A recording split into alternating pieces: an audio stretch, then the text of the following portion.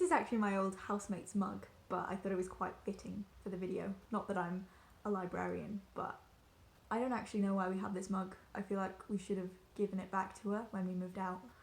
Today I'm going to do the Booktube newbie tag that I was tagged in very kindly by Kieran from KD Books. So thank you, Kieran. That was very kind of you. I didn't actually know this existed until I was tagged in it. So I kind of just went straight in with those videos that I've already posted. And they were actually a lot harder to record than I thought they would be because... So in the first one I was trying to talk about books and give kind of an interesting constructive review, which I've never done before, so that was difficult. And in the second video where I talked about why reading is declining, I was trying to construct an argument and I didn't realise how hard it would be to do that on camera, so I kind of had the whole thing up in my head and it made sense, and then I recorded it and it just didn't come out the way I wanted it to. So I'm kind of looking forward to doing this one where less preparation is required. I've looked briefly at the questions, but I haven't really done much else, so I'm looking forward to answering them. What is happening over here? The first question is, why did you start this channel? Now, I started this channel mainly because there is a pandemic happening. I have got a lot of free time and not much stuff to fill it with. So my main hobby that I do to go out and socialise is swing dancing, and I do that like once or maybe twice a week. And swing dancing is a really cool fun dance from the 20s and 30s, but it's a partner dance, so you need someone else to dance with you. So you all stand in a circle and the circle rotates and you dance with lots of different people, and as you can imagine, that's not going to go down very well in a time of social distancing. So I quickly realised that maybe I need another hobby, and I thought that maybe talking to my camera about books could be that hobby, and so far it's pretty fun. I'm enjoying it. Question number 2 is, what are some fun and unique things that you can bring to Booktube? So I'm still trying to figure this one out. I'm kind of just trying to make videos and seeing where it takes me. I think there's a lot of things that I'd like to talk about, and I have a lot of different hobbies and interests, so hopefully I would like to eventually, make some more videos about things that aren't books. But right now, I don't know. I'm using it as an experiment to see what happens and where it goes. So the answer to the question is, I don't know what unique things I can bring to Booktube.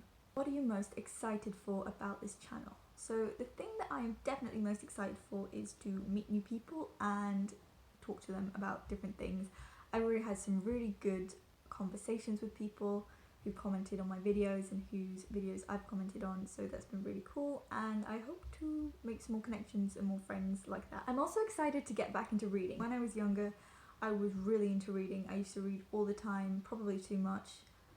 Then I got into high school and I got a bit of a social life, and reading just completely took a back burner. And then I went to university and I think I forgot how to read because I studied computer science, so for 4 years I just did maths and programming, and I just didn't really read very much because I kind of felt like whatever free time I had, I should be studying.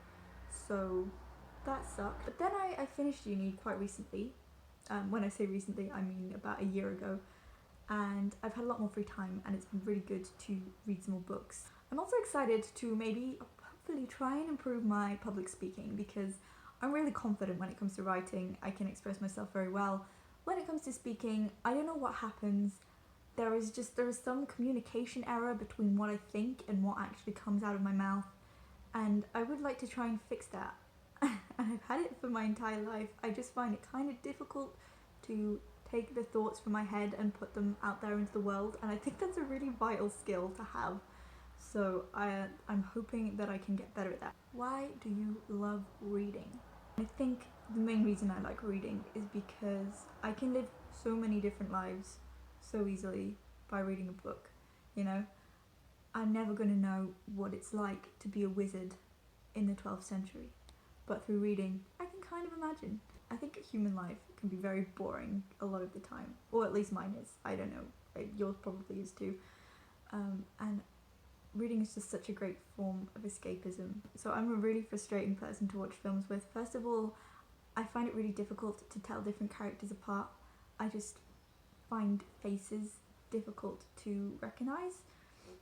So it's really difficult for me if I'm watching something and there are more than 3 or 4 characters. I just get them very confused. I also zone out very quickly and I end up losing the plot. So sometimes in a film I'll zone out for like 30 seconds and then I've just missed it and I have to stop it and get someone to explain it to me.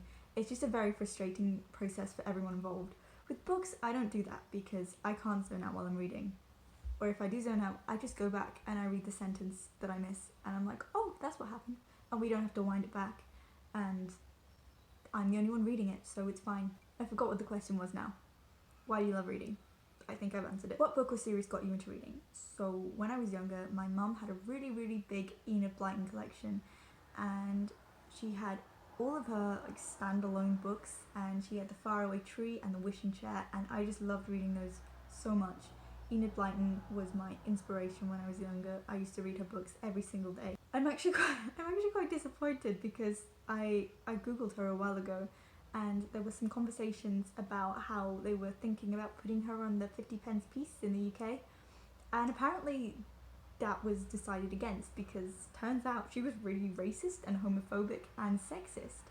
So yeah, didn't know that. So I'm kind of disappointed, but I still loved her books when I was younger and I think I credit her with how much I loved reading. I also was obsessed with Harry Potter. I remember reading it in middle school and before then I'd heard of Harry Potter but I'd always been like, oh, you know, a boy with glasses who lives under the stairs, that sounds boring, I don't want to read that. And then we read it in school and all of a sudden I was like, oh my gosh, this is the greatest thing ever. And I just became obsessed. So I forced my mum to name our cat after Harry Potter. We've still got the cat, it's a female cat, but I just loved Harry Potter so much that I made my mum name the cat Harry Potter. And it's really funny whenever she takes it to the vets because the vet, for some reason, it doesn't call your name out, it calls the cat name out. So yeah, that's quite hilarious. I don't regret that. But as soon as I started reading Harry Potter, I just completely fell in love with it. My favourite book was book 4, The Goblet of Fire, and that was just amazing. It just didn't even occur to me that there could be more than one wizarding school. I really like book 5 as well. I think Dolores Umbridge is my spirit animal. I would really like to be her when I grow up. I think it's book 5 that she comes in, but yeah, she's the one who always wears pink and has all those cats everywhere, and I think that's amazing. That's who I want to be when I grow up. What questions would you ask your favourite booktubers?